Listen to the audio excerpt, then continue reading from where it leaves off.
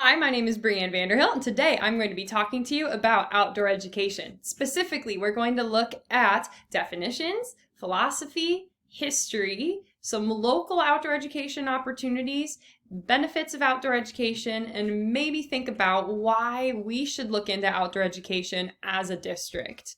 So here's some definitions of outdoor education. The United States Department of Education defines it as education in, about, and for the outdoors.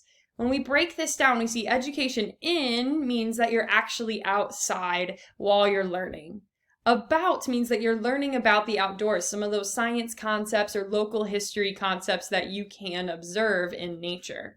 And for the out of doors, hopefully studying these things will lead to stewardship of the environment. My definition is similar. It's exploring the outdoors to create space for the students' natural curiosity to motivate them towards authentic learning. So exploring the outdoors, either that is actually happening in the outdoors or it's exploring those science concepts in the classroom to create space for the students' natural curiosity. Curiosity doesn't have to be taught. Kids are naturally curious. And hopefully that curiosity, when they're outside using their senses, is going to cause them to come up with questions. And when they question things, that will motivate them to learn those things. And it will be authentic learning, something that they desire to know. All right, but what are some philosophies of outdoor education? In this model, you'll notice that the leaves are all relationships. Those are the learning goals, is to learn those interpersonal, intrapersonal, ecosystemic, and echistic relationships.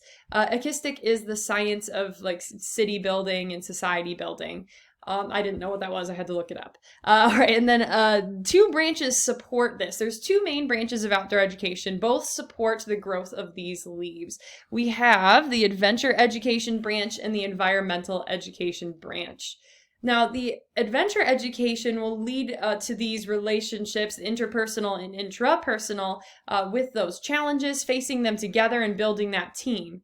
But the adventure education also supports these more science-y focused environmental education learning pursuits, because in order to be able to participate in adventures outdoors, you need to be a good steward of the environment. So those branches work together, and a good outdoor education school program will incorporate both of those branches. The branches are supported by the root system, and the root system is going to be using their 5 senses and the 3 domains of learning.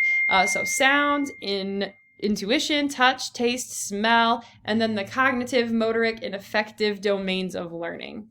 Now, these are going to be, the power for this system is going to come from the sun. And in this case, the sun represents the outdoor setting to give energy to this learning process.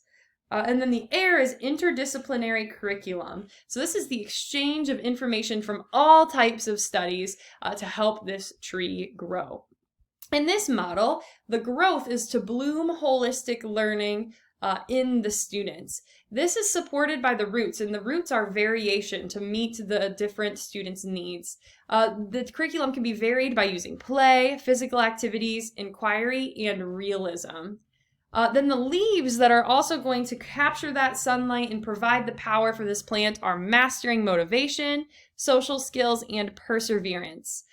Motivation is what actually gets students to learn, and mastery can help lead to that motivation. When students feel that mastery, that they've mastered something, it helps motivate them to learn. Social skills, too, will help students learn, and perseverance. When students meet these challenges outdoors, they will be more willing to meet challenges in the classroom. All right, let's think about some history of outdoor education. These are some really early, we're starting with really early ideas, really early thinkers in outdoor education. Then we're going to move on to kind of modern what's going on in the Hillsdale-ish area. All right, so starting off already in the 1600s with Comenius, he advocated for sensory learning. So the earliest thinkers thought senses were the way to go to teach students. In the 1700s, we have Rousseau, who was an advocate of curiosity. He says, our first teachers are our feel, our hands, and our eyes. To substitute books for all these is but to teach us to use the reason of others. He thought that direct sensory interaction with the world is what's actually going to teach kids to be able to think for themselves. Then in the 1800s, we have Pestoli, who advocated for direct experience with real objects. He was a teacher that actually used a farm school to teach. He taught farming and he used the schoolyard for nature study. Now we're getting into the very first kindergarten, which was started by Froebel, and he advocated for self-directed, hands-on activities in nature under the guidance of a teacher. So not directed by the teacher, just guided by the teacher. All right, kindergarten actually translated is kid garden. So it really is literally putting the kids outside in order to learn. All right, and then in 1899, we've got John Dewey, an advocate for first-hand experiences nature and relating the curriculum to the child's daily life and realistic concerns. Dewey really wanted the school to match what was going on in society so that the kids could kind of have a realistic learning experience. Putting school in the out of doors helps to bridge that gap to authentic learning. Then we have, starting in the 1900s, we have Kilpatrick, who advocated for experiences, active and purpose-filled lessons, which is what can happen when you have outdoor education. All right, so when we kind of start looking at the beginnings of outdoor education, we're going to see a lot of interaction with camps. So Frederick William Gunn was the first one to establish a camp in the United States. But also pretty early on, we have the first outdoor school in the United States, which hosted annual school trips to that camp, started by Bancroft and Cogswell. The camping movement and the nature study movement that happened in the 1800s and the 1900s both helped lead this school outdoor education experience. All right, and then we have Louis Agassiz, who said to study nature, not books. And he started a summer school to help teach teachers how to use nature to teach. Cornell University also taught nature study during this time. And then here we have, in 1919, Chicago Public Schools being the first schools to kind of require an experience in camp as part of the school curriculum. And many schools followed suit after that. And then we've got Elwell, who advocated for schools to open camp with educational goals.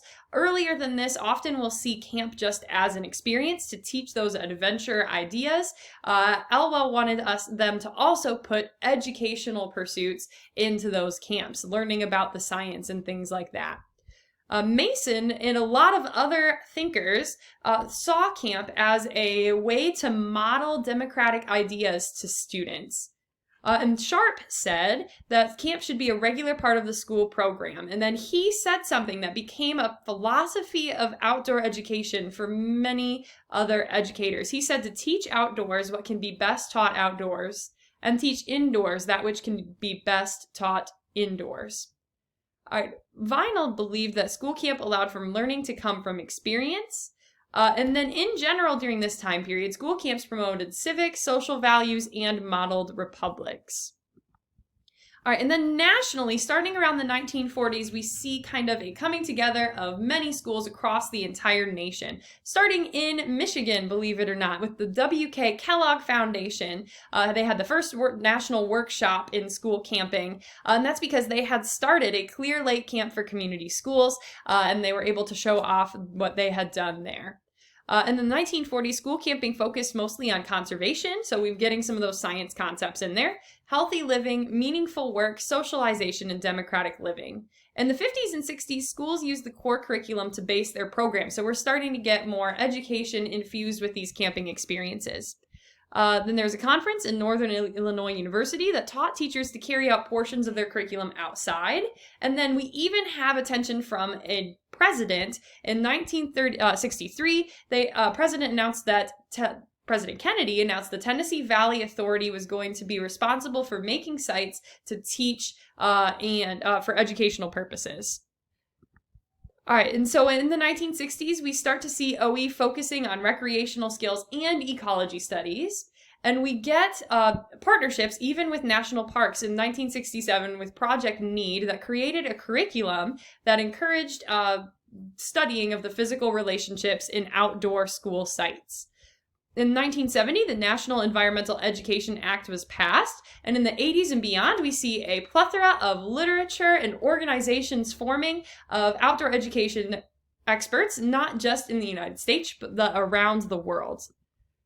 All right, so what do we actually have in our area? Well, in the Hillsdale area, we've got two lovely camps that have outdoor education programs. We've got the Mishindo Outdoor Education School in Hillsdale, Michigan, which I worked at. So I'm very biased that this is a great program, but I've seen it. It's a really good program. They have day trips for young early childhood students, preschool to first grade, as well as for sixth graders and fifth graders. We take our sixth grade students to Mishindo for a day trip each year. And their camps, they can also have overnight camps though, 3-day to 5-day, week-long camps that teach things like nature study, local history, team building, and healthy living. And then Kimball Camp does a similar program in Reading, Michigan. They have overnight and day programs for 4th to 8th grade students, and they focus on similar things: environmental science, living history, and adventure. But what about actually school-based programs, not at a camp, just at school? Well, Little Acorn Nature Preschool at the Dahlem Nature Center in Jackson, Michigan, runs a preschool where students do spend maybe a little time indoors, but most of the day they're outside having curiosity, hands-on activities, and questioning lead to the little students learning. So that's a preschool initiative. And then nearby, I couldn't find anything specific for older grades, but Rockford Christian School in Grand Rapids has 5th and 6th grade students have a completely environment kind of encompassing curriculum. They look at the state standards and then they kind of relate them to the environment, and then they learn about those state standards creatively in outdoor settings, either at Rockford or at Camp Roger. They partner with Camp Roger to do that. Okay, but why do we do this? What's the benefits? There's many physical benefits. Outdoor education has had studies that have shown that increased physical activity. There was a study that showed that the biggest indicator of how much activity a preschooler was going to show was just based on if they were able to be in an outside setting. This can help fight childhood obesity and heart issues. Also, increased motor skills. There's several studies that show that motor skills are developed better in outdoor settings than they are on flat playgrounds. Actually, doctors are even prescribing nature time to help reduce ADHD symptoms. Time outside has been linked to less ADHD symptoms. It's also been linked to reduced stress and reduced depression. Gardens have been used to treat mental illnesses since the 1870s. And the study from the Wells and Evans found that students ages 3 to 5 that have nature near their homes have lower ratings of behavior disorders, anxiety, and depression compared to their peers that have less views of nature from their home. So really spending that time in nature can help reduce the stress and depression that our students feel. It can even help traumatize students. A psychologist by the name of Santos Simfano, I did not pronounce that right, but anyway, he used nature-based play in therapy for traumatized students and found that it led to more creative conversation than traditionally using puppets. Because when students look at a puppet, they see what that puppet is, but out in nature, they see a hill and they can relate it to different things, and it can help with their therapy. It also improves health. Gardening has been used to treat illness for 2,000 years, since the Taoists. And there's studies that show that inmates in prison that have a view of farmland from their windows have 24% less illnesses. And there's a 10-year study of gallbladder patients that had windows facing trees. They went home sooner than those that had windows facing brick walls. Physical benefits, there's also an increase in creativity. Natural areas that have lots of loose parts tends to lead to more fantasy play and conversation play than playgrounds. And there is an increased ability to assess real risks. Students that can climb high in a tree and know, okay, I'm feeling this risk here, are going to have a better ability to differentiate between real and fake risks in other areas of life. But academically too, there's huge benefits for outdoor education. One of the benefits is to meet the needs of students with naturalistic or kinesthetic learning styles. Those learning styles are not often realized in the classroom. The nature is an easier way to help students with those learning styles learn. Also, authentic learning based on 5 senses and curiosity. When students experience those senses and their natural curiosity, it will help lead them to the motivation to learn. But one thing that was really important to me was, does outdoor education actually lead to improved academic achievement? Click on the next link and we can